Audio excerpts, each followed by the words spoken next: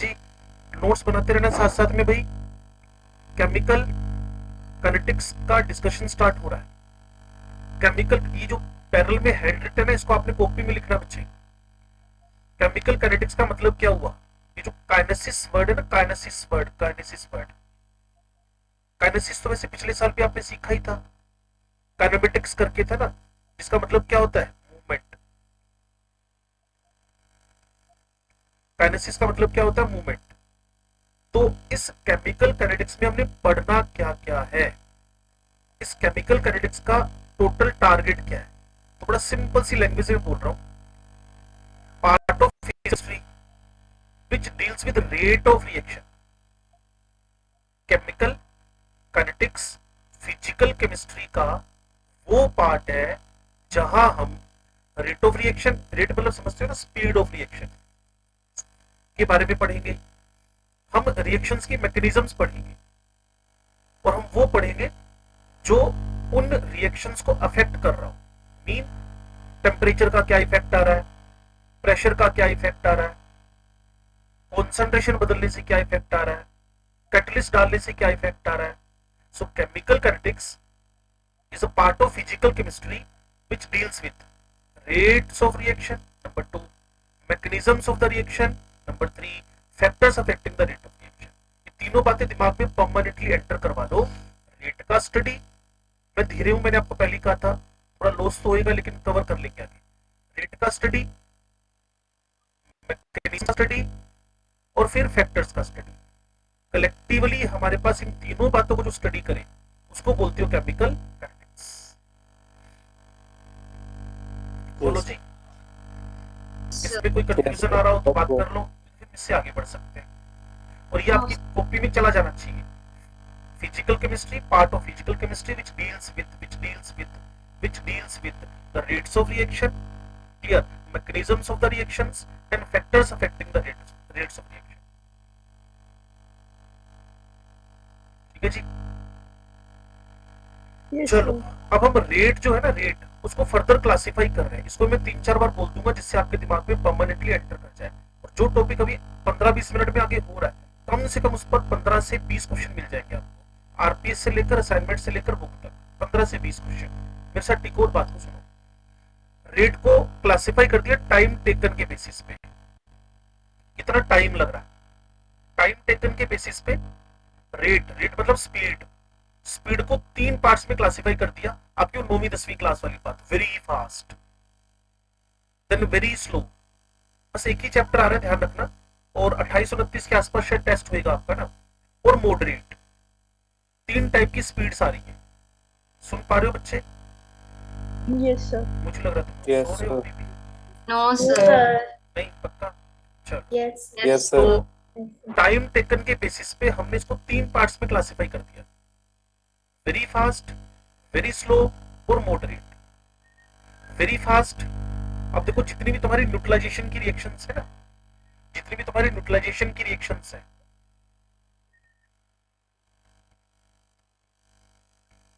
जितनी भी तुम्हारी न्यूट्रलाइजेशन की रिएक्शंस है, जैसे NaOH, HCl, NaCl, वाटर, ये इतनी फास्ट है, इतनी फास्ट है कि विद इन फ्यू सेकंड भी इसके लिए ज्यादा है, खत्म हो जाएगी, इतनी फास्ट है। तो हमने टाइम टेकन के बेसिस पे स्पीड्स को 3 हिस्सों में बांट दिया, very fast, very slow, moderate. Very fast, very slow, moderate. जब नूर आ गई क्लास में क्या? Yes sir. अब मैसेज ना देखती तो मुझे लगता तुमने क्लास ही लगानी थी आज। यस सर, अभी अभी देखा जस्ट मैंने मैसेज ना। मैंने वैसे भेज तो जल्दी दिया था सब बच्चों को, 7-5 20-25 मिनट पहले। सर अभी फर्स्ट ही क्लास स्टार्ट हुई नहीं, सेकंड एक हो चुकी है। किसकी क्लास होगी बच्चे? बॉटनी बॉटनी की होगी। Okay sir. जपनूर के नंबर कितने हैं पेपर में?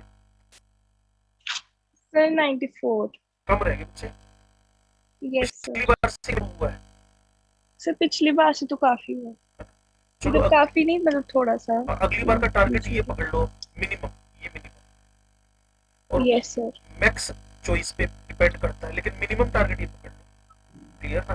और अब देखो Yes, sir. थोड़ा सा और मैनेज कर दो ना, सभी बच्चों के लिए कह रहा हूँ, मैनेज मतलब आरपी असाइनमेंट को हाथों हाथ निपटाया करो, जिससे हमारी बुक के क्वेश्चन कुछ बच गए थे ना, इतना टाइम हमारे पास था फिर भी। इस बार ट्रायल मारेंगे कि हम 4 से 5 दिन में ना थ्योरी खत्म कर लें। सर टाइम बहुत लग जाता है क्वेश्चन करते। वो तो कारण है ना बच्चे, मेरी बात सुनना, 11th में बड़ी इग्नोरेंस होती है बच्चे की, हमने 11th को ऐसे तैयार करना होता है। अब हमारा एक बैच है ना जो 11th की बैच चल रहे हैं, उनको इतना बढ़िया तरीके से तैयार कर रहे हैं ना, उन्होंने बुक के 5 सेक्शन कर लिए यार, 5 सेक्शन आरपीएस निपटा ली उन्होंने, असाइनमेंट खत्म कर ली उन्होंने। वो फर्क पड़ता है बच्चे इस चीज का कि 11th क्लास में हम लोगों ने कितना काम किया है। आयुष मान नहीं मान, बहुत फर्क पड़ता है इस बात का। सर पढ़ता तो है क्योंकि थोड़ा मोमेंटम बन जाता है ना। हाँ मोमेंटम बन जाता है। अब तुम्हें ना, तभी मैंने क्या बोला था, नए बच्चे हो, तुम्हें कम से कम चौथे 5वें चैप्टर तक आते आते मोमेंटम बनेगा, लेकिन तुम्हारा लॉस कुछ नहीं होगा। अगर तुम अभी जोर मारे रखोगे ना 90, 100, 110, 135, 140, 150, 156 वाला थोड़ा इंप्रूव करके 175 पे आ जाए, 170 पे आ जाए, 165 पे भी आ जाए, चलो तो कोई बुरी बात नहीं है। 1.5-2 घंटा लग जाता है। हाँ कारण है ना वो और ईच सब्जेक्ट 1.5 घंटा लग जाता है क्वेश्चन करते। हाँ चक्कर वही है कि पिछले साल का कर्जा है ये तो जो उतर रहा है अभी। सर 11th में ऑब्जेक्टिव तो किया ही नहीं सर। वही अब नहीं, तो यही चीज का Yes, फर्क पड़ेगा, तो वो बड़ा हैवी लॉस है बच्चों को। इसीलिए ना टीचर के लिए तो बहुत बड़ा चैलेंज होता है ये कि नया बच्चा आ गया क्लास में 12वीं में, उसको मैनेज कैसे करें, बहुत बड़ा चैलेंज होता है क्योंकि अब बिल्कुल नया तुम्हारे लिए आरपीएस नहीं है, असाइनमेंट नहीं है, बुक नहीं है, जबकि इस पैटर्न को 11वीं से 12वीं में शिफ्ट हुआ है जो बच्चा, वो तो जानता ही सारा पैटर्न। तो उनके साथ जब चलते हो ना तो तुम्हें तीसरा चौथा चैप्टर कम से कम आ जाता है बातों को समझने। तो लेकिन लॉस इसलिए नहीं होता क्योंकि अक्टूबर में हमारा सिलेबस अप्रोक्सीमेट खत्म हो जाता है, उसके बाद फिर रिवीजन शुरू होता है 11वीं का, और फिर टेस्ट सीरीज शुरू होती है 12वीं की। लॉस नहीं होता बच्चे को, बस वो मैनेज करके रखे, गिव अप नहीं, मतलब छोड़ दिया सब कुछ, ये तो आसान होता है, मेंटेन करके रखना फिर सक्सेसफुल हो जाता है। कंसिस्टेंसी रखो तो हो ही जाता है। यही कह रहा हूँ आयुष, बिल्कुल परफेक्ट लाइन पकड़ गया। तुम्हें कंसिस्टेंसी मेंटेन रखनी है, मैटर ये नहीं कर रहा, जैसे मैं आपको बता तो रहा हूँ कि जो घर में मैं देख रहा हूँ ना 11वीं क्लास में, उसके नंबर 450 500 से ऊपर आते ही नहीं थे, और कल उसके मार्क्स पिछली बार से 15 नंबर कम हो गए, लेकिन 695 है, एक दो फिजिक्स में उसके गलत हो गए। पिछली बार उसके 710 थे, तो इस बार उसके 15 नंबर का नुकसान हो गया, और वो 15 नंबर के नुकसान को लेकर वरीड था। मैंने कहा टेंशन क्यों ले रहा है, कोई होता है जब आप पेपर देने एक दिन का गैप भी डल गया ना, उससे भी बच्चा डिस्टर्ब हो जाता है। जैसे आपका पेपर आज होना है, पेपर कल होएगा, तो उससे भी मेंटल थोड़ा सा डिस्टर्बेंस आ जाती है बच्चे को। वो तो किताबें छोड़ के बैठ गया था परसों ही, कहता बस होगी तैयारी, अब जो होगी होगी उसी पेपर देंगे। तो सब बच्चों सर मैं तो बीमार हो गया था सर, मेरे से तैयारी नहीं हुई पेपर की। हाँ तो उसके बाद भी तुमने मेरे को 136 लेके 140 कितना लिया? हाँ जी सर। हाँ तो ठीक है, मतलब इसको ज्यादा पैनिक मत होया करो, ये धीरे धीरे कवर हो जाएगी चीजें। और तुम्हारी वाली जनरेशन के लिए इसी साल मतलब 2022 वाला सिलेक्शन लेना सबसे आसान होगा, तुम्हारी वाली जनरेशन में तो बहुत बहुत आसान होगा, इसलिए थोड़ा सा बस कंसिस्टेंसी आयुष वाली बात मेंटेन करके चलो। न्यूट्रलाइजेशन की जितनी भी रिएक्शंस हैं वो फास्टेस्ट होंगी, with in few second ion ion से रिएक्ट कर लेगा, आयन आयन से रिएक्ट कर लेगा, और reaction with in few second. ऐसी प्रेसिपिटेशन की रिएक्शंस है, ये तुमने 9वीं 10वीं में देखी होंगी, तभी मैं बोलता हूँ 9वीं 10वीं का चैप्टर है। AgNO3 HCl, AgCl का पीपीटी बन गया, व्हाइट पीपीटी, क्लियर ना, और HNO3 बन गया विद इन फ्यू सेकंड। और इसी पर बेस्ड तुम्हारी बुक के अंदर क्वेश्चन पड़ा हुआ है, clear, out of the 4 which is the fastest. बच्चे के रटना पड़ेगा, मैं नहीं समझना पड़ेगा। न्यूट्रलाइजेशन की reaction, precipitation reaction, ionic reactions, ये सारी वेरी फास्टेस्ट है। और वेरी स्लो के अंदर रस्टिंग का प्रोसेस, जिसको कुछ साल से लेकर कुछ महीने लग जाते हैं। लेकिन जब मैं उन रिएक्शन की तरफ आता हूं जो ऑर्गेनिक केमिस्ट्री वाली है, जो 11वीं क्लास में मीथेन का हेलोजिनेशन, इथीन पर हाइड्रोजन जोड़ना, और आपको पता है ना वेरी फास्ट मेरा सिलेबस है ना वेरी स्लो मेरा सिलेबस है, मेरा सिलेबस है मॉडरेट, मॉडरेट रेट, जो कुछ मिनट से लेकर कुछ आवर्स तक में चले, वो मेरा सिलेबस है। मेरा सिलेबस मतलब मुझे फर्दर पूरे चैप्टर में पढ़ना ही मॉडरेट रेट ऑफ रिएक्शंस पर। तो एक बार जल्दी से थोड़ा स्लो चलेंगे, इस पेज पे समझ लिया आपने काइनेटिक्स क्या है, जो रेट मैकेनिज्म फैक्टर को पढ़े, रेट को टाइम टेकन के बेसिस पे 3 हिस्सों में बांट दिया, very fast, very slow, moderate. Very fast में न्यूट्रलाइजेशन, प्रेसिपिटेशन, आयनिक रिएक्शन है, वेरी स्लो में रस्टिंग है, और मॉडरेट में ऑर्गेनिक केमिस्ट्री की कुछ रिएक्शंस हैं जो मिनट से लेकर आवर्स तक में कंप्लीट हुई। Yes sir. Yes, sir. ठीक है जी। नेक्स्ट हमारे पास लिमिटेशन ऑफ काइनेटिक्स यहां लिख दिया गया है। लिमिटेशन, लिमिटेशन की बात करूं तो अगर 11th के थर्मो की बात करें, 11th के थर्मोडायनेमिक्स की बात करें, 11th के थर्मोडायनेमिक्स की बात करें तो वो बता देता है डेल्टा जी के बेसिस पे कि रिएक्शन नेगेटिव डेल्टा जी है तो प्रोसीड करेगी, मतलब फॉरवर्ड। लेकिन काइनेटिक्स इस बारे में कोई इंफॉर्मेशन नहीं दे रहा। काइनेटिक्स ने इतना बताना है स्पीड क्या है। मैं तो कह रहा हूं पहले पेज पे चलते हैं। स्पीड क्या है, मैकेनिज्म क्या है, फैक्टर क्या है, ये कभी इस बारे में तो बात ही नहीं करता कि रिएक्शन होएगी कि नहीं होएगी, रिएक्शन फॉरवर्ड जा रही है बैकवर्ड जा रही है और कितनी हुई रिएक्शन। इसको पता लगाने का तरीका तुम्हारा 11वीं क्लास का इक्विलिब्रियम चैप्टर था। If you want to know about the कि रिएक्शन कितनी हुई, what is the extent of reaction, तो काइनेटिक्स नहीं बताएगी। काइनेटिक्स का मतलब है मूवमेंट, बस। तो इसका लिमिटेशन हो गया, इसका ड्रॉबैक हो गया। काइनेटिक्स पढ़ो, इक्विलिब्रियम पढ़ो, थर्मो पढ़ो। थर्मो पढ़ो तो पता चलता है हो रही है, और इक्विलिब्रियम पढ़ो तो कितनी हो रही है, और काइनेटिक्स पढ़ो तो स्पीड क्या है, बस ये पता चलता है। तो सब चैप्टर का अपना अपना एक डेकोरम है। काइनेटिक्स बताएगी मूवमेंट है, स्पीड बता देगी। इक्विलिब्रियम बता देगा कितनी हुई। अगर 10⁻⁻10 इक्विलिब्रियम कांस्टेंट है, 10⁻⁻10 इक्विलिब्रियम कांस्टेंट है तो रिएक्शन ज्यादा नहीं चली, रिएक्टेंट ज्यादा है। और अगर +10 है तो रिएक्शन ज्यादा प्रोसीड की है फॉरवर्ड। ये बताने का काम किसके पास है, ये बताने का काम, ये चीज बताने का काम इक्विलिब्रियम के पास है। रिएक्शन प्रोसीड करेगी कि नहीं करेगी ये बताने का काम थर्मोडायनामिक्स के पास है। और काइनेटिक्स एक ही काम करती है, रेट क्या, स्पीड मतलब रेट क्या, क्लियर ना, स्पीड क्या, मैकेनिज्म क्या, और उसका मैकेनिज्म के बाद उसको कौन कौन से फैक्टर अफेक्ट कर रहे हैं। तो ये इसकी बुराइयां हो गई हैं, लिमिटेशन हो गई इसकी। Yes sir. और कोशिश करना अभी से साथ साथ में हैंड रिटन कर लो, जिससे उसको पढ़ना आसान रहता है। रेट, स्पीड, मैकेनिज्म, फैक्टर बताना पहला काम। टाइम टेकन के बेसिस पे very fast, very slow, moderate हो गया। लिमिटेशन में डेल्टा जी नेगेटिव पॉजिटिव मतलब कोई इंफॉर्मेशन इस बारे में नहीं दे रहा है, और न ही बता पा रहा है कि एक्सटेंट क्या है, मतलब रिएक्शन कितनी हुई। यदि पता करना हो तो आपको चैप्टर बदलना पड़ेगा, इक्विलिब्रियम में आना पड़ेगा। Yes sir. कोई कंफ्यूजन है तो डिस्कशन हो सकता है। No, sir. No sir. पक्का जी, Yes, sir. चलो जी। नेक्स्ट टारगेट, अब हम definition of the rate, speed और वेलोसिटी ऑफ रिएक्शन पे पढ़ रहे हैं। Definition of the rate of reaction और स्पीड ऑफ रिएक्शन, क्योंकि जितनी बुक्स करते हैं ना उतने नाम बदल जाते हैं इसके। Rate of reaction, speed of reaction, velocity of reaction, ऐसे कई सारे वर्ड्स रहेंगे आपके पास। Rate of reaction, speed of reaction, velocity of reaction, ऐसे कई सारे वर्ड्स रहेंगे।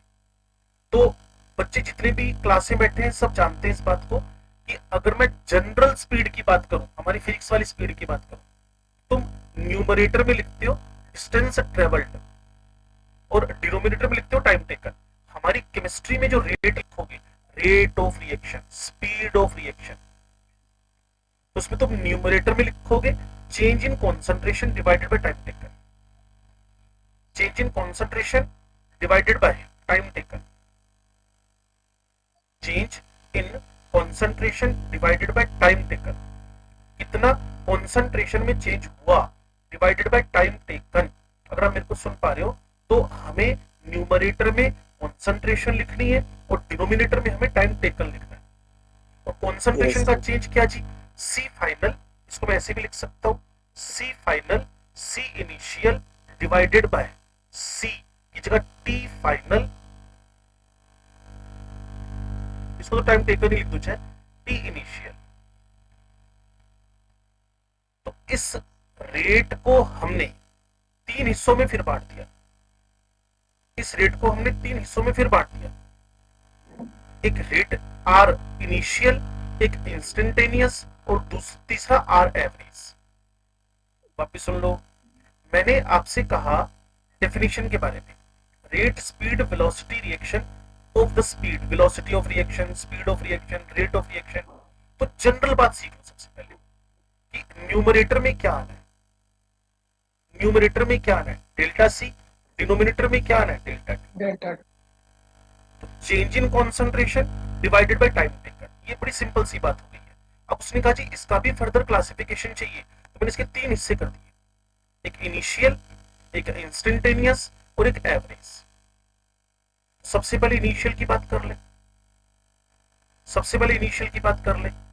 जो इनिशियल है, जब आपके पास टाइम इज इक्वल टू 0 हो, जब आपके पास टाइम इज इक्वल टू 0 हो, मतलब जैसे आप घर से चले, जैसी रिएक्शन स्टार्ट हो, कुछ भी स्टार्ट हो, उसी टाइम आपसे फोन करके पूछ ले कोई, हाँ भी स्पीड बताओ क्या है। तो जब टाइम 0 हो, टाइम रेज टू 0 हो, एक होता टाइम रेज टू 0, एक होता टाइम 0, बस टाइम 0 मतलब इनिशियली रिएक्शन स्टार्ट हुई है बस। तो जैसी रिएक्शन स्टार्ट हुई है तभी आपसे कोई, जैसी रिएक्शन स्टार्ट हुई है इमीडिएटली अगर आपसे कोई क्या पूछ लेता है, स्पीड पूछ ले, तो आप बोलते हो इसको आर इनिशियल बोलते हैं। तो लिखने का तरीका आर इनिशियल लिखा गया, क्लियर। यहां टाइम इक्वल्स टू 0 लिख दिया गया। और स्मॉल चेंज है, आपने फिजिक्स में सीखा था अपनी 11वीं क्लास में, small change is represented by D. तो चेंज इतना इतना इतना कम है, क्योंकि इनिशियली तो पूछ रहे हो, तो डीसी बाय डीटी लिख दिया गया। फिर है इंस्टेंटेनियस, ग्राफिकली भी थोड़ी देर में बताने वाला हूं मैं। फिर है आपके पास इंस्टेंटेनियस। इंस्टेंटेनियस क्या हुआ भाई, इंस्टेंटेनियस क्या हुआ, इंस्टेंटेनियस हुआ जब टाइम इक्वल्स टू 0 ना हो। सुनो ना, ध्यान से सुनो। इनिशियल मतलब ये तो बाय डिफॉल्ट ही शुरू शुरू की बात कर रहा, लेकिन बोले इंस्टेंटेनियस। तो इंस्टेंटेनियस का मतलब क्या हुआ, जब आपके पास किसी भी मोमेंट पे, मान लो आप ना किसी एक्स प्लेस से वाई प्लेस की तरफ जा रहे हो और डिस्टेंस 400 किलोमीटर की है।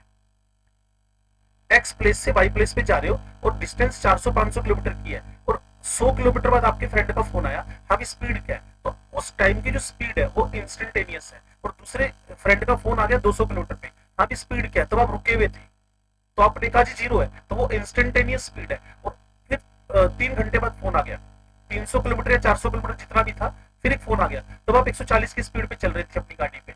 जो आप उस मोमेंट पे बताओगे वो होगी इंस्टेंटेनियस। तो वो टाइम 0 नहीं है, टाइम रेज टू 0 है। वहां टाइम 0 थोड़ी, 0 तो कब होता है, जब शुरू शुरू में चले हो। तो रिएक्शन जब स्टार्ट हो तो वो इनिशियल है।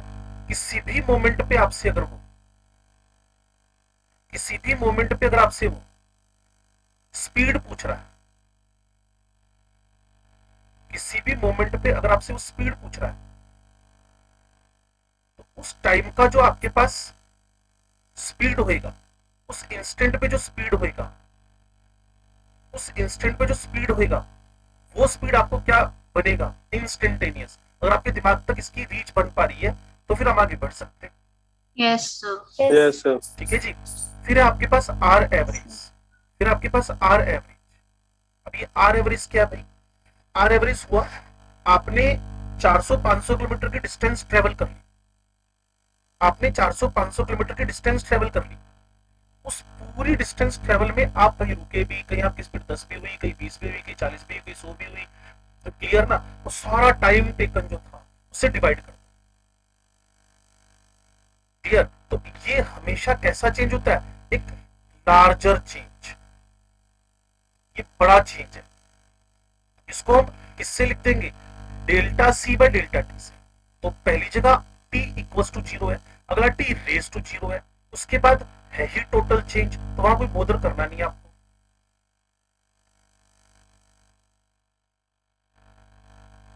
बोलो जी। तो 3 टाइप की स्पीड्स आपके दिमाग में हो सकता है सेट होगी, Yes, sir. Yes, sir. ये 3 टाइप की स्पीड्स हो सकता है आपके दिमाग में सेट होगी। एक्सक्यूज मी सर, बोलो जी।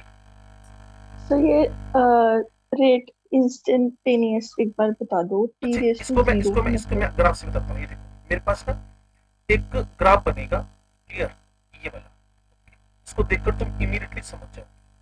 मेरे पास कॉन्सेंट्रेशन टाइम के साथ में लगातार डिक्रीज करती जा रही है, ठीक है। कौन है ये रिएक्टेंट है, क्लियर। रिएक्टेंट का मतलब क्या हुआ, आर से पी की तरफ जाना है। रिएक्टेंट शुरू शुरू में क्या होते हैं, ज्यादा होते हैं, इतना तो बच्चों को पता ही है कि कोई रिएक्शन चलानी हो तो रिएक्टेंट क्या होएगा, इन एक्सेस होएगा। कोई भी रिएक्शन चलानी हो तो रिएक्टेंट इज इन क्या होएगा, एक्सेस होएगा।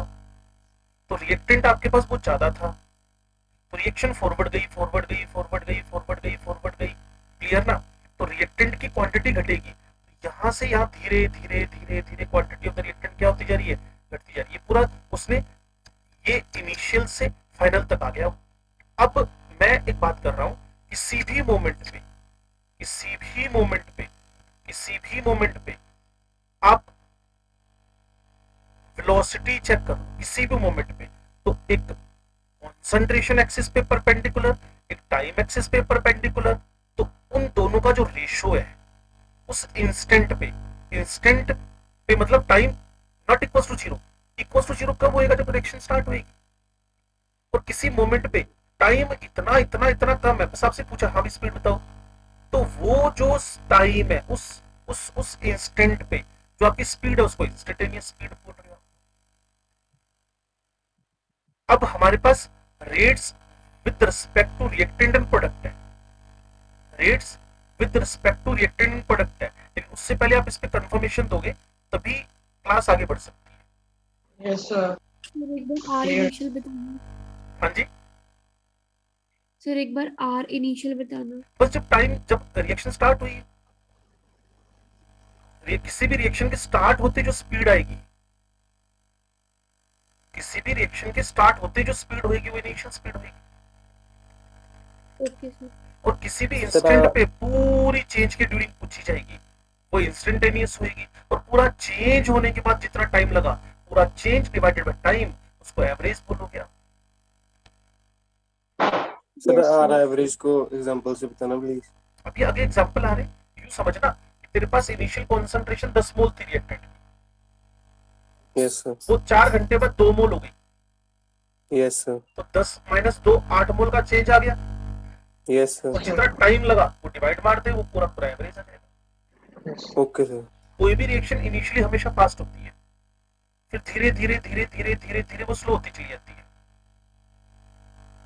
तो शुरू में अगर इंस्टेंटेनियस पूछ लिया तो ज्यादा आएगा, उसके बाद अगर किसी ने इंस्टेंटेनियस पूछ लिया, उसके बाद अगर किसी ने इंस्टेंटेनियस पूछ लिया तो कम आएगा, क्योंकि ये है क्या एक्चुअल में, ये कंसंट्रेशन डिवाइडेड बाय टाइम ही तो है, और है क्या। जब तक दिमाग में आपको कंसंट्रेशन वर्सेस टाइम नहीं सेट बैठेगा ना, तब तक ये सब बकवास है, चाहे वो इनिशियल हो, चाहे वो एवरेज हो, चाहे वो इंस्टेंटेनियस हो। थोड़ा सा इसको वैसे सोच के देखो ना, तुम घर से चलने लगे तब टाइम अभी शुरू ही हुआ था, तब की जो स्पीड है वो इनिशियल है। तुम्हारे पूरी जर्नी के ड्यूरिंग कभी भी तुमसे कोई स्पीड पूछ ले, वो तुम्हारी इंस्टेंटेनियस है। और पूरी जर्नी होने के बाद उस पूरी डिस्टेंस में टोटल टाइम का डिवाइड मार दो, वो एवरेज है। इतनी सी कहानी। सर आर इनिशियल में जब ये करेंगे ना कंसंट्रेशन अपॉन जीरो, ये टाइम तो जीरो ही है अभी जीरो, तो। हाँ इनिशियल है ना, इसीलिए आपके सिनॉप्सिस में ना, आपकी थ्योरी बुकलेट में इनिशियल का नाम ही नहीं दिया, दो ही नाम दिए, इंस्टेंटेनियस, एवरेज। यस ठीक है ना, इसीलिए उसने दो ही नाम दिए, शुरू की स्पीड इनिशियल है। तो अब यहाँ पर आपके पास क्या, इंस्टेंटेनियस, एवरेज तो दे रखा है। इनिशियल में कंसंट्रेशन भी तो बहुत ज्यादा होगी ना, और टाइम जीरो के बराबर होगा, तो मान के चलते शुरू में स्पीड बड़ी खतरनाक होती है, बड़ी फास्ट होती है, बड़ी हाई होती है, कारण टक्करें बहुत ज्यादा होती है ना। इसलिए आपकी थ्योरी बुक में दो ही दी है, इंस्टेंटेनियस, एवरेज। मैंने एक जोड़ी अपनी तरफ से, इनिशियल। मुझे लगता है अब तो कोई दिमाग में कंफ्यूजन नहीं बचा होगा। नहीं सर। अब हम rates with respect to reactant product जानने लगते हैं। Rates with respect to reactant product, तो पहले मैंने एक रिएक्शन लिखी बच्चे, N1A N2B M1C M2D। तो जो A B C D है, A B रिएक्टेंट्स है और C D प्रोडक्ट्स हैं, और जो आपका N1 N2 M1 M2 है, जो आपका N1 N2 M1 M2, ये स्टोकियोमेट्रिक कोफिशिएंट्स हैं। Yes sir.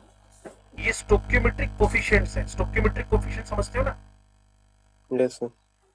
जो मान लो मीथेन 1 2 जो ऑक्सीजन है, तो जो 2 ऑक्सीजन का 2 है ना, वो स्टोकियोमेट्रिक कोफिशिएंट है। यस सर, समझ गए मेरी बात को, क्या बोल रहा हूँ?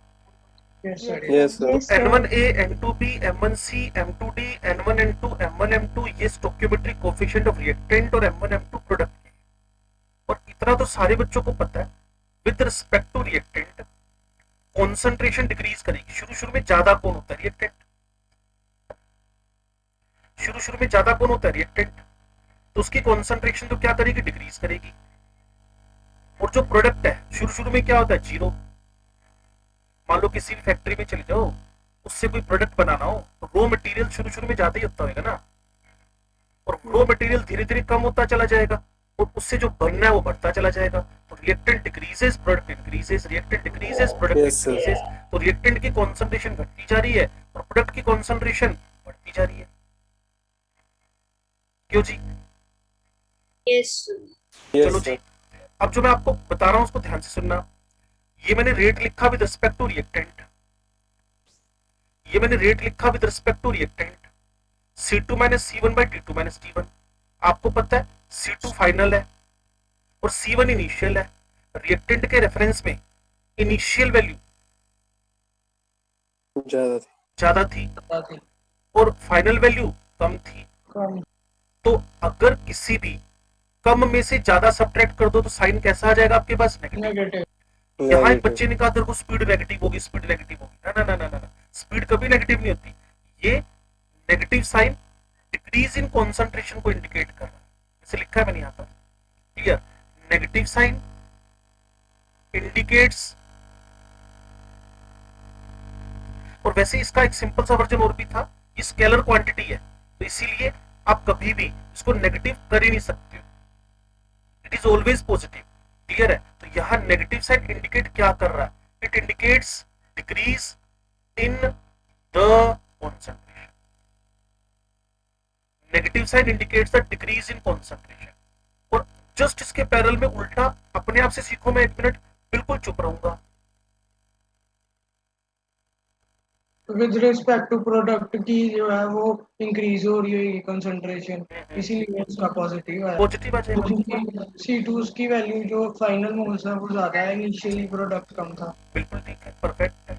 और रेट कभी भी नेगेटिव नहीं होता, बस जहां नेगेटिव साइन आया वो इंडिकेट कर रहा है कि कॉन्सेंट्रेशन डिक्रीज कर रही है, और जहां प्लस का साइन आया वो इंडिकेट कर रहा है कि कॉन्सेंट्रेशन इंक्रीज कर रही है। और कोशिश करना हैंड रिटन करते रहना साथ साथ में, क्योंकि स्पेस मैं आपको टाइम फुल दे रहा हूं साथ साथ में। पिछले पेज पे किसी को आकर सीखना, कोशिश पूरी करना कि हाथ से लिखो, इससे डेवलपमेंट ज्यादा होता है। मैं आपको ये अवेलेबल करवा दूंगा, नो प्रॉब्लम, बट ज्यादा अच्छा रहेगा कि हैंड रिटन हो, उससे खुद की गलतियां पता चलती हैं।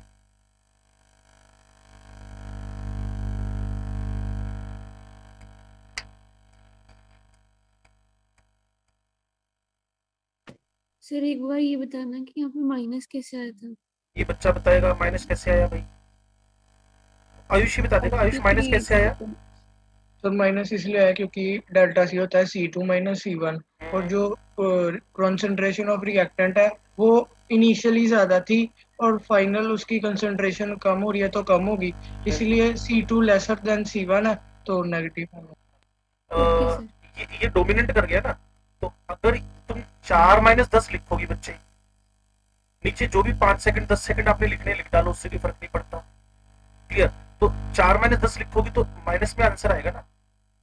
Yes So minus sign indicates the decrease in the concentration, not the rate. Rate is always positive. Rate कभी नेगेटिव नहीं होता, स्पीड कभी नेगेटिव नहीं होती। हो सकता है कि रेट स्लो हो रहा हो। हाँ, वो तो हो ही रहा है, रिएक्टेंट के रेफरेंस में रेट तो स्लो हो ही रहा है, कॉन्सेंट्रेशन घट रही है ना। हाँ जी सर, डायरेक्टली प्रोपोर्शनल। हाँ, कॉन्सेंट्रेशन घट रही है ना।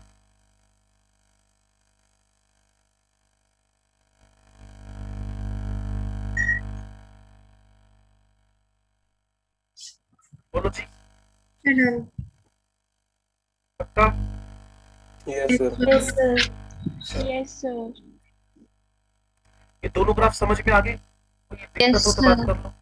No, sir. The product वाला ग्राफिक पर दोबारा बताना। ये आयुषी बताएगा। सर प्रोडक्ट वाला ये है कि जैसे होता है उससे उल्टा है कि पहले प्रोडक्ट की वैल्यू कम थी, मतलब C1 कम थी, C2 ज्यादा, तो C2 माइनस C1 पॉजिटिव ही होगा। और इसको देख लो ना, इसको देख लो ना, ये products are less, so initially if these are zero, increases with time, फिर उधर से रिएक्टेंट कम होता रहेगा। अगर रिएक्टेंट कम होएगा कुछ तो बढ़ेगा ना इस दुनिया में, वो कौन होएगा? प्रोडक्ट होएगा।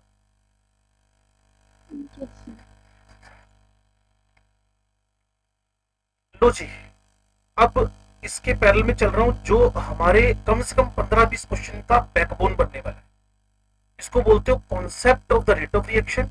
हेडिंग पकड़ना, concept of the rate of reaction, concept of the rate of reaction and rate of disappearance and rate of formation.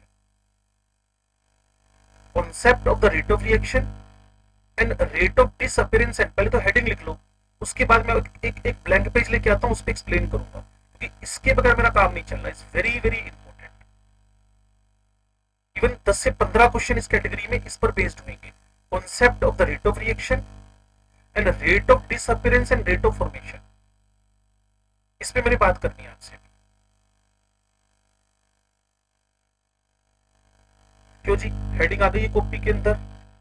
Yes. Yes sir. अब सुनो भी ध्यान से, बात को समझो। एक हाइपोथेटिकल रिएक्शन लिखा, N1A N2B change to the M1C M2D, ठीक होगी बात? जो ABCD है ये रिएक्टेंट प्रोडक्ट है, सारी दुनिया जानती है। N1 N2 M1 M2 ये सब स्टोइकियोमेट्रिक कोएफिशिएंट है, ये भी सारे बच्चे जानते हैं जो क्लास में बैठे हैं, ठीक होगी बात? अब जो बात मैं आपसे कहने वाला हूं उसको तसल्ली से सुनो और समझो। वो क्या जी, मैंने कहा कि मुझे A, ये सारी की सारी A की कॉन्सेंट्रेशन को इंडिकेट कर रहा है, ये सारा का सारा B की कॉन्सेंट्रेशन को इंडिकेट कर रहा है, ये सारा का सारा C की कॉन्सेंट्रेशन को इंडिकेट कर रहा है, और ये सारा का सारा D की कॉन्सेंट्रेशन को इंडिकेट कर रहा है। अब मैंने कहा कि मुझे A की कॉन्सेंट्रेशन के डिग्रीज को शो करना है, तो उसने कहा जी पहले माइनस का साइन डालो, फिर यहां डेल्टा लिखो, यहां स्क्वायर ब्रैकेट। अगर आप सारे बच्चों को 11th की टर्म पता हो, स्क्वायर ब्रैकेट, हाँ जी, स्क्वायर ब्रैकेट इंडिकेट्स द पिछले साल का एक्टिव मास, क्योंकि आपने मेरे से सॉल्यूशन चैप्टर में पूछ लिया था सर ये एक्टिव मास क्या है, मैंने आपको कहा था it is equivalent to concentration term,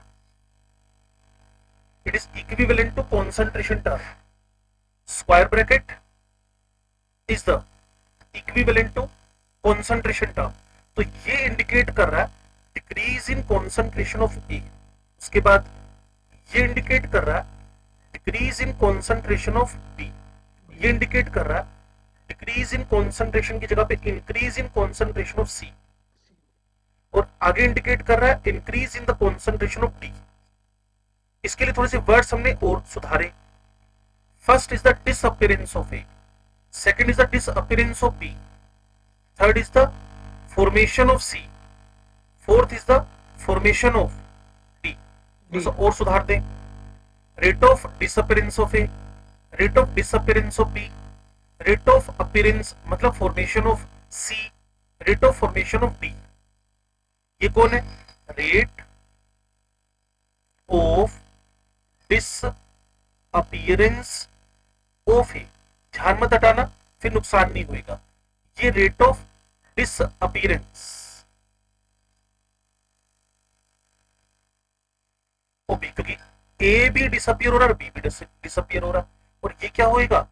rate of formation of C, और ये rate of formation of the B. और मैं एक छोटी सी बात आपसे पूछूं, बिल्कुल सिंपल सी बात, क्या ये सारे के सारे बराबर है? बस आपको सोच समझ के आंसर देना है, क्योंकि n1 is not equals to n2, n2 is not equals to m1, m1 is not equals to m। क्या बता सकते हो a b c d का डिसअपीयरेंस फॉर्मेशन बराबर है? Yes sir. Yes sir. क्योंकि जितना डिसअपीयर हो रहा है उतना ही तो फॉर्म हो रहा है। n1 n2 m1 m2 बराबर नहीं है, सोच लेना। इसके 4 मोल डिसअपीयर हो रहे हैं, वो एग्जैक्टली 4 मोल सी बना रहे हैं, इस बात की तो गारंटी नहीं है ना। Yes sir. 4 मोल ए डिसअपियर हो रहा है, अगर 4 मोल ए डिसअपियर हो रहा है, मान लो ए का वैल्यू 4 है और N1 का वैल्यू 4 है, N2 का वैल्यू 5 है, तो इस बात की कोई गारंटी थोड़ी कि बी सी ही बना रहा है कि बी डी बना रहा है। तो मैं इनको बराबर कैसे करूं, इस बात का थोड़ा सा सोच के आंसर देना है आपने। Yes sir. एक बार फिर, क्या जो given rate of disappearance appearance formation है ये एग्जैक्टली सेम है क्या? No sir. No, sir. अब अगर मैं, मेरी बात को ध्यान से सुनना, अगर मैं N1 को, क्योंकि मुझे पता है ये डेल्टा ए किसको इंडिकेट करे, इस पूरी वैल्यू, अगर मैं इसमें N1 का डिवाइड कर दूं, अगर मैं इसमें N2 का डिवाइड कर दूं, अगर मैं इसमें M1 का डिवाइड कर दूं, अगर मैं इसमें M2 का डिवाइड कर दूं, थोड़ा अकल लगाना आप। डेल्टा ए किसको इंडिकेट कर रहा था? N1 ए को। डेल्टा ए कलेक्टिवली किसको इंडिकेट कर रहा था? पूरी ए की कॉन्सेंट्रेशन को। उसमें N1 का डिवाइड मार दिया हमने, तो ये 1 मोल में कन्वर्ट हो गया। सुनो, delta A Yes, sir. Indicate कर रहा है 4 मोल को, N1 मान लो 4 है, उसमें 4 का ही डिवाइड मार दिया तो 1 हो गया। अब Yes, sir. N2B में N2 मान लो 50 था, तो ये डेल्टा बी इंडिकेट कर रहा है 50 की कॉन्सेंट्रेशन को, 50 का ही डिवाइड मार दिया N2 का, तो ये 1 हो गया। Yes sir. Yes, sir. अब C Yes, मान sir. लो, C मान लो 1000 था, M1 का वैल्यू 1000, तो डेल्टा C इंडिकेट कर रहा है 1000 C के बनने को, 1000 C के बनने को इंडिकेट कर रहा है, 1000 C के बनने को इंडिकेट कर रहा है, तो मैंने इसमें 1000 का डिवाइड मार दिया तो 1 बन गया। Yes, sir. अब मैंने, मान लो ये आपके पास सिर्फ 5 ही थे, तो ये डेल्टा डी इंडिकेट कर रहा है 5 डी के फॉर्मेशन को, मैंने 5 का ही डिवाइड मार दिया तो 1 बन गया। Yes sir. Yes, sir. क्या अब ये बराबर होंगे? Yes sir. यस। बस ये बताना था, यही हमारी मास्टर की है। इसी को मैं अब यहाँ से पूरी तरह से डिलीट कर रहा हूँ और एक बार फिर लिखता हूँ क्या क्या बातें हो रही थी, क्योंकि अगर मैं ये नहीं समझा पाया तो आपका चैप्टर ही अच्छा शुरू नहीं होगा। N1A N2B change to the M1C M2D, ठीक हो गया। फिर मैंने लिखा रेट ऑफ डिसअपीयरेंस ऑफ ए। ये नोट करना। आप पीछे है वैसे, पहले इसको नोट कर लो, या तो ये ज्यादा अच्छा लिखा हुआ है ना, ये कर लो नोट, मैं 2 मिनट चुप रहता हूं। और जो नोट नहीं कर रहा वो पढ़ ले, पूरी कोशिश करो नोट करो, और जो थोड़ा सा भी ढील कर रहा है, और मैंने आपसे कहा था कि मैं भेज तो सर। दूंगा आपको। हाँ जी, सर जो आपने क्वेश्चन पुट किए थे हमको दोनों के दोनों वो दोबारा रिपीट करना अभी आगे कर रहा हूँ, अभी आगे कर रहा हूँ, तो मैं डबल जगह चला गया ना। पहले तो नोट कर लो, इसी को वापस पढ़ाना है, क्योंकि मैं इसको इतनी जल्दी इस टॉपिक को छोड़ने वाला नहीं हूँ। अपनी ये टॉपिक मैं जल्दी से नहीं छोड़ूंगा, क्योंकि मुझे पता है इस पर मेरे 15-20 क्वेश्चन होने हैं।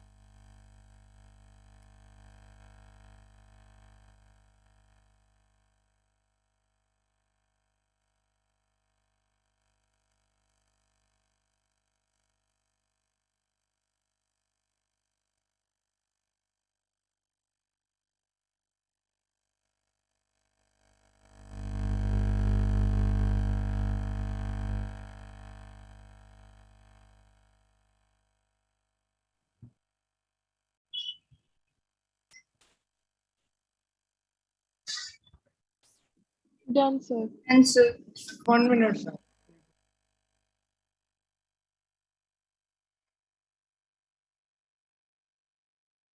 सर हाईलाइटेड पोर्शन क्या लिखा है आपने? ट्रिक लिखा है बच्चे, रेट ऑफ रिएक्शन लिखा है, ये प्लस माइनस लिखा है, और यहाँ 1 डिवाइडेड बाय स्टोइकियोमेट्रिक कोएफिशिएंट लिखा है, ये इनटू लिखा है, ये रेट ऑफ डिसअपीयरेंस लिखा हुआ है, और रेट ऑफ फॉर्मेशन लिखा हुआ है। और ये हमारे इस शुरू के क्वेश्चंस की मास्टर की है। कोई भी क्वेश्चन है इसको लिख लेना चाहिए।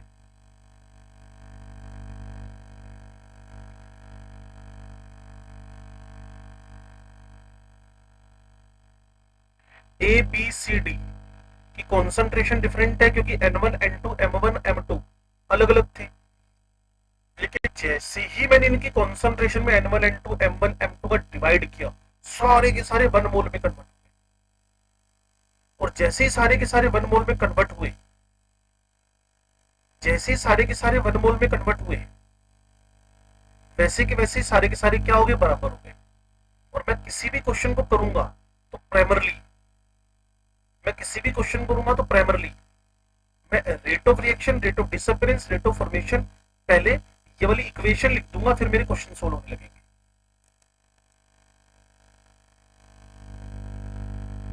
अब मैं समझाऊं इसको वापस।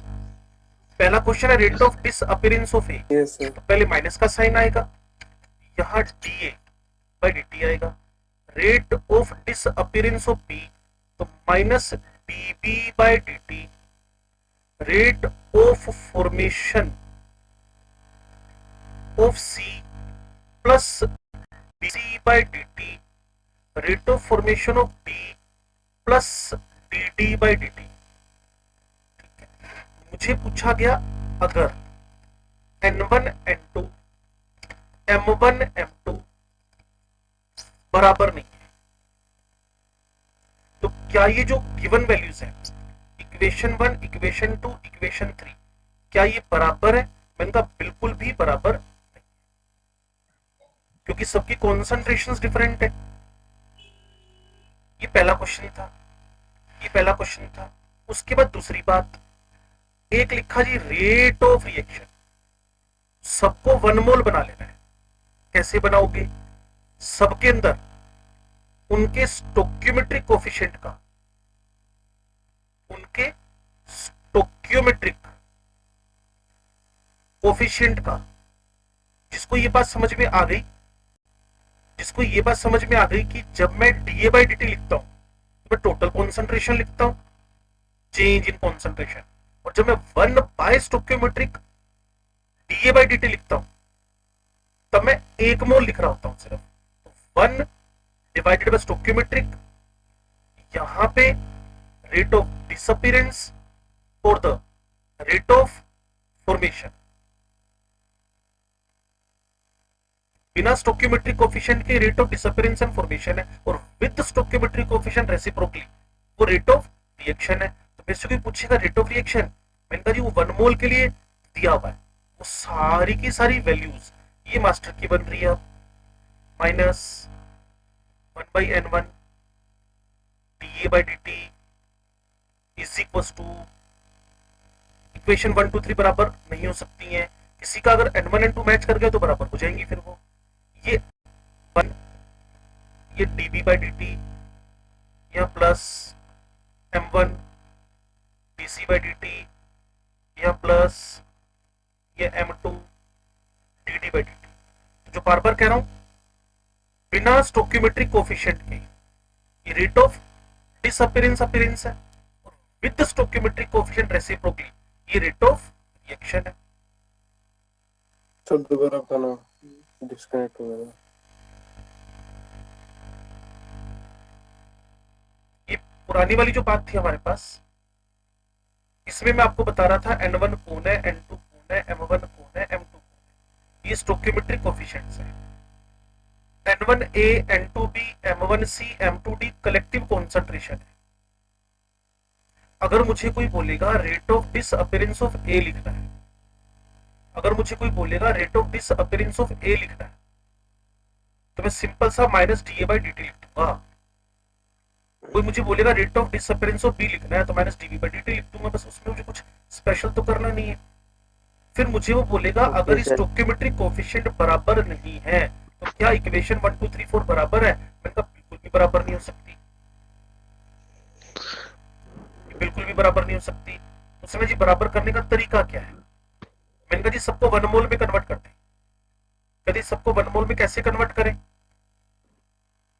सबको 1 मोल में कैसे कन्वर्ट करें? डिवाइड करके स्टोक्योमेट्रिक कोफिशिएंट से डिवाइड कर दिया, सब 1 मोल में कन्वर्ट हो गए। Now Yes, these are, sir.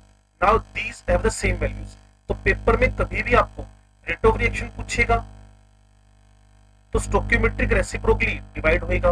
Rate of formation disappearance पूछेगा तो अकेले अकेले डिस्कस होंगे, और इसी पे बेस्ड अब क्वेश्चन बनने वाले आपके। इसलिए मैंने बोला था किसी भी इक्वेशन को देखते ही ये मास्टर की लिख लिया करो, किसी भी क्वेश्चन को पढ़ो सीधा मास्टर की लिख लो, और जैसे ही मास्टर की लिखा कट से आंसर, क्योंकि आगे मैं क्वेश्चन लेके आ रहा हूँ इसके बाद ना, ये तो चलो हमारे समझ में आता है, ये क्वेश्चन है जैसे आपको उसने दिया, जैसे पहले तो इसको समझो, ये तो मैंने यहाँ तक एक्सप्लेन किया, और फिर बोला रेट इज ऑलवेज पॉजिटिव, ये भी मैंने एक्सप्लेन कर दिया आपको, सिंस कॉन्सेंट्रेशन और रिएक्टेंट डिक्रीज प्रोडक्ट इंक्रीज, ये भी बता दिया आपको। अब इस क्वेश्चन को समझना पड़ेगा, लेकिन उस क्वेश्चन को समझने से पहले इस बात का आपको कहीं ना कहीं अपने दिमाग में लेकर चलना पड़ेगा, पहला पेज आपको एग्जैक्टली समझ में आता है कि नहीं,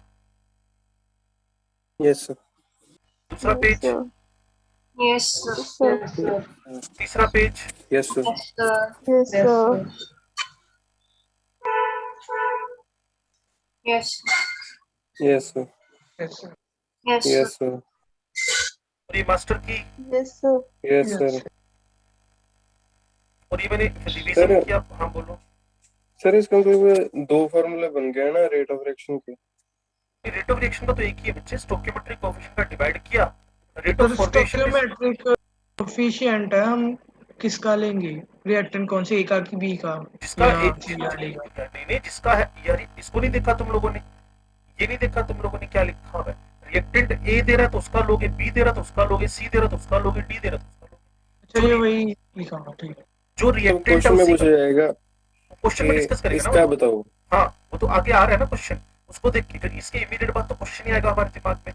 जैसे ये बात चल रही है, उसने कहा जी सबसे पहले इस इक्वेशन को देखो, मैंने इस इक्वेशन को देख लिया और मैं बिना सोचे समझे क्वेश्चन को पढ़े अपना काम शुरू कर गया, 1/2 डी या delta N2O5 by dt 1/4 D NO2 by dt 1/1 DO2 by dt। अब इसको कंप्लीट करने यहाँ माइनस, यहाँ प्लस, यहाँ प्लस लगा दिया। अब मैं क्वेश्चन, क्योंकि इस मास्टर की के बाद ही मेरा सारा क्वेश्चन आगे बढ़ेगा, इस मास्टर की के बाद ही मेरा सारा क्वेश्चन आगे बढ़ेगा। तो मास्टर की क्या कह रही है, for the above reaction the rate, मतलब रेट बता दिया उसने, क्या लिख दिया जी 2 × 10⁻⁻3। ये थोड़ी कहा rate of disappearance of N2O5, ये थोड़ी कहा rate of appearance of formation of NO2, ये थोड़ी कहा रेट ऑफ फॉर्मेशन ऑफ, उसने कहा रेट, आपने रेट लिख दिया, दो फॉर्मूले कहां बन गए, बस ये मास्टर की आपके पास। अब क्वेश्चन सुनो, वो कह रहा है rate of, calculate the rate of disappearance of N2, आपको पता निकालना क्या आपने, calculate the rate of disappearance of N2O5, क्या निकालना है बताओ, रेट ऑफ डिसअपीयरेंस इसमें से क्या, ये पूरा निकालना है या इतना इतना निकालना है? नहीं सर, इतना नहीं। तो अब मेरे को इतना इतना निकालना है, इसका दो कहां शिफ्ट कर दूंगा मैं, इधर, यस सर, यस दो से मल्टीप्लाई होते 4 हो जाएगा, यस सर, तो मेरे पास DN2O5 बाय dt आ गया। Yes sir. अब अगला कह रहा है rate of appearance of NO2 निकालो, बता सकते हो rate of appearance of NO2 क्या आएगा, फिर वही हो जाएगा सर, वही कैसे आ जाएगा, सर 4 ऊपर ले जाएगा ना, 2 वैसे ही सर वही तो 4 तरीके उधर से। जाके 8 हो जाएगा। 8 आंसर आ जाएगा ना, 8 × 10⁻⁻3। सर क्वेश्चन में क्या कहते हैं, रेट दिया होगा या हमें रेट ऑफ फॉर्मेशन? ये दिया है ना मुझे, ये ना रेट ऑफ, ये सर वही पूछ रहा हूँ, हर क्वेश्चन में ज्यादातर दिया होगा या फाइंड भी करना पड़ेगा? नहीं वो तो हर क्वेश्चन का अपना अपना डेकोरम होगा ना, इस क्वेश्चन में दिया हुआ है ना, तो आगे ये तो है नहीं भी क्वेश्चन लिख दिया और उसमें कुछ वैल्यू ही ना दे, वो उसका हो Yes, सकता है sir. किसी जगह पे रेट ऑफ डिसअपीयरेंस ही दे दे, और रेट ऑफ Yes, रिएक्शन पूछ ले तो डिवाइड कर दे। यस सर, वो तो मेन है कि जब मास्टर के दिमाग में रखोगे ना, हमें क्वेश्चन दिमाग में नहीं रखने, हमें मास्टर के दिमाग में रखनी है। यस सर वो टाइम देखकर कंसंट्रेशन भी पूछ सकता है ना? कुछ भी दे सकता है बच्चे को, कुछ भी, क्लियर ना, लेकिन मैं फिर कह रहा हूँ आपको मास्टर के दिमाग में रखनी है कि कॉन्सेंट्रेशन है, टाइम है, और दो कॉन्सेंट्रेशंस देकर, टाइम टेकन देकर सीधा रेट निकल आएगा, चेंज इन कॉन्सेंट्रेशन। उसने कहा इतना चेंज हुआ, अगला क्वेश्चन चेक करो, ये देखो दोनों के आंसर मैच कर गए, 4 और 8। Yes. इस क्वेश्चन को तुम लोग पढ़ो, ये तुम्हारी बुक का ही सेकंड क्वेश्चन है, जो सब्जेक्टिव बुक है तुम्हारी, express the relationship between rate of disappearance of various reactants and rate of appearance of various product in the following reaction. और इसमें एक इक्विलिब्रियम, ट्रिक हाँ वही ट्रिक लगानी है बस, ये 1/5 हो गया, हाँ ये 1/1 हो गया, हाँ ये 1/6 हो गया, हाँ ये 1/3 हो गया, हाँ जी, इसको मिस कर गया। क्यों कर गया? क्योंकि जब भी कोई प्योर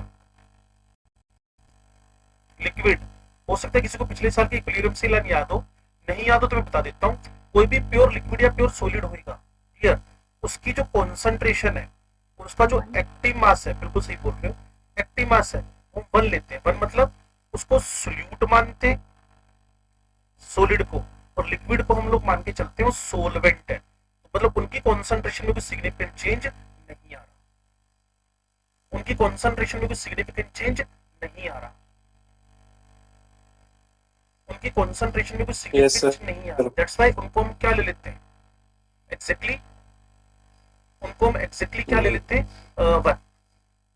तो इसको देखकर आपको दिमाग में इसने कहा ना, the term this one is not included since the medium is aqueous, water is present in large excess, the rate of reaction doesn't depend on the reactant or product present in the large excess। जिनकी खुद की value इतनी ज्यादा हो, तुम्हारे solution chapter में तुमने देखा ना, जो ज्यादा होता था उसको उड़ा देते थे, उसको इन्वॉल्व ही नहीं करते थे।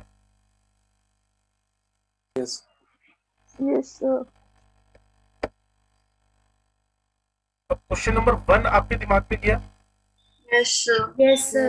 और क्वेश्चन नंबर 2 भी तुम्हारे दिमाग में गया। Yes, Yes, sir. sir. अब इस क्वेश्चन को देखना भाई, chemical reaction 2A4BC in gaseous phase occurs in a close vessel. वो कह रहा है कॉन्सेंट्रेशन ऑफ बी, ये वाली बी कॉन्सेंट्रेशन कह रहा है, समझ के चलना। इसमें इनिशियल क्या था, फाइनल क्या था, उसने कहा जी चेंज बता दिया, 5 × 10⁻³ 3 10 सेकेंड में। तो change in concentration by time rate होता है, Yes, sir. Yes, sir. Change in concentration divided by time is the rate. Yes, sir. Change in concentration divided by time लिखकर तुमने रेट निकाल लिया, और फिर तुमने अपनी मास्टर की बात, और मास्टर की में जो तुम्हें कह रहा है वो निकाल डालो। कहते जी rate of appearance of B, मुझे ये निकालना है, तो 4 मल्टीप्लाई कर दिया इधर लाकर, Yes, sir. Yes, sir. ठीक है। और वो मेरे से बोलेगा the rate of disappearance of A, मुझे ये निकालना हो, तो मैं 2 से मल्टीप्लाई कर दूंगा इसको ले जाकर, माइनस का साइन भी लगाएंगे। वो तो आएगा ही आएगा, वो तो रिएक्टेंट प्रोडक्ट है ना, वो तो क्योंकि वैसे भी डिसअपीयरेंस और अपीयरेंस में खुद में बाय डिफॉल्ट ये साइन है, लेकिन चलो हम रिस्क नहीं लेते, हम लिख देंगे, कोई दिक्कत नहीं।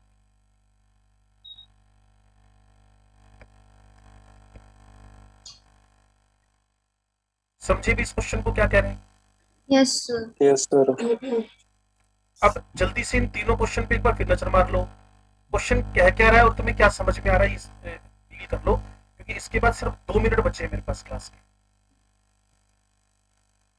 तो कितने मिनट की ब्रेक है? हाँ जी, अगली क्लास कितने बजे होगी? 1 सेकंड बताता हूँ, इसमें टाइम टेबल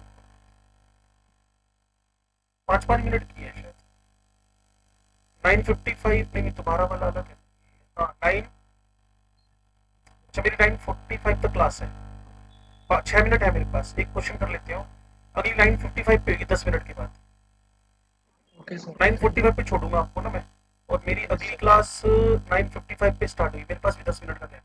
चलो, तो अगर ये बात समझ में आ गई तो इस क्वेश्चन को जरूर टारगेट करना, एग्जांपल नंबर 4, बड़ा अच्छा क्वेश्चन है ये मैं इसको यहां से कर रहा हूं रफ।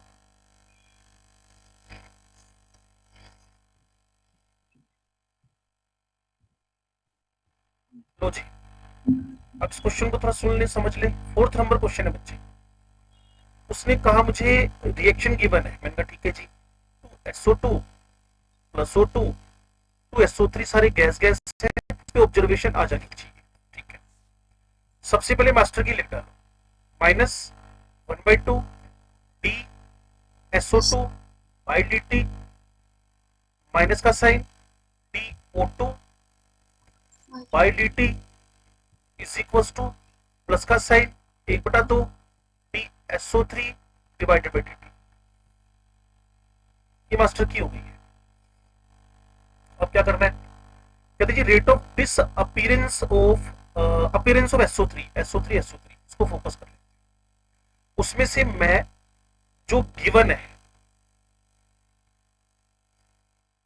DSO3 /dt, ये प्लस है, उसने दे रखा 100 किलो पर मिनट।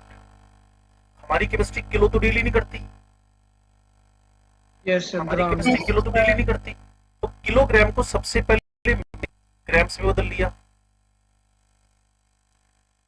और फिर इसमें मोलिकुलर वेट का डिवाइड करके इसको मोल में बदल लिया। ये SO3 के रेफरेंस में मोल हो गए। तो अब ये हो गया 100 इंटू 10⁻³ सोल्व नहीं करेंगे, इसी फॉर्म में पढ़ा रहे देते। ये मेरे पास प्लस DSO3/dt मोल पर मिनट में आ गया, मोल पर मिनट में आ गया, अगर आप सुन पा रहे हो। ठीक है जी। Yes, sir. अब मुझे देखना है क्वेश्चन में rate of disappearance of A, मुझे निकालना क्या है, ये कहां पढ़ लिया, what is the rate of disappearance of SO2, मुझे DSO2/dt निकालना है। सुन पा रहे हो क्या? Yes, sir. तो एक छोटा सा काम करते हैं, -1/2 अपनी जगह, DSO2/dt अपनी जगह, +1/2 DSO3/dt अपनी जगह। ये वाला 2 इस 2 से कैंसिल हो गया, ऐसे कैंसिल करना आता तो है। Yes, sir. चलो Yes, मेरे sir. को अब DSO3/dt दे रखा है 100 इंटू 10⁻³ क्या, मोल पर मिनट। मुझे तो DSO2/dt निकालना है, Yes, sir. तो आपको पता चल गया DSO2/dt आ गया। Yes, sir. Yes, sir. लेकिन मुझे आंसर निकालना था kg पर मिनट में। Yes, sir. तो आपको पता है किसी के मोल को मास में बदलने का तरीका क्या होता है, Multiply by molar mass. वो SO2 का आएगा। Yes. जिसका निकालना है उसी का तो आएगा ना, और Sir. इसको वापस किलोग्राम में बदलना है। Divide by 1000.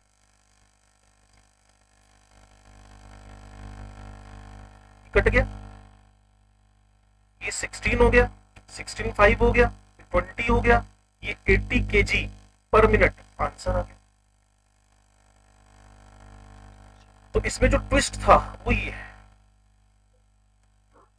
जिसका वैल्यू गिवन हो, मान लो SO3 दे रखा है, मान लो SO3 दे रखा है, तो उसके मोलिकुलर वेट का डिवाइड, और जो पूछा हुआ है उसके मोलिकुलर वेट का मल्टीप्लाई।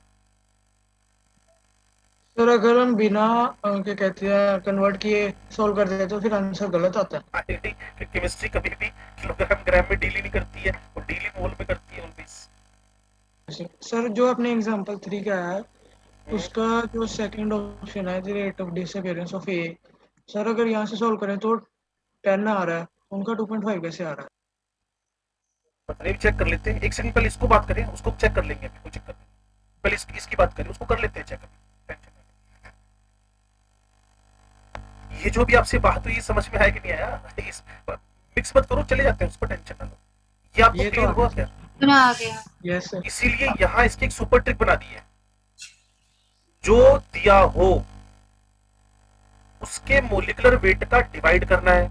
SO3 दिया हुआ था, और कब, जब सारे के सारे रेट्स हमें kg पर मिनट में दिए, kg पर मिनट में, ग्राम पर मिनट में।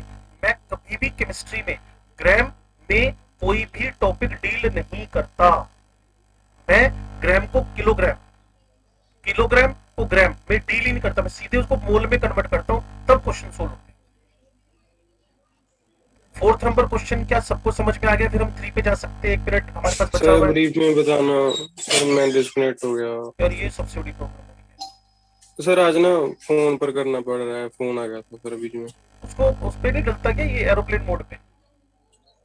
फिर इंटरनेट सर, नहीं चलेगा। वाईफाई तो फिर वाईफाई सब वाईफाई है ना, बंद हो जाता है, आज पीसी पे नहीं किया गया सर, सर फोन ये पे करना कौन सी पड़ बात- रहा है।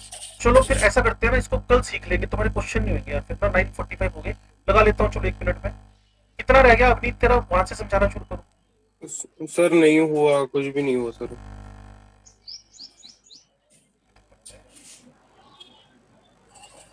चलो इसको कल ही सीख लेंगे फिर ना, क्योंकि फिर काफी बच्चों को और भी तो सीखना होगा ना। सारी जनता तो आज घर पे आराम से बैठी हुई है, उन्होंने कैलेंडर भी चेक नहीं किया, ये भी गड़बड़ हो गया। चलो कल कर लेते हैं फिर इसको ना। सिलेंडर तो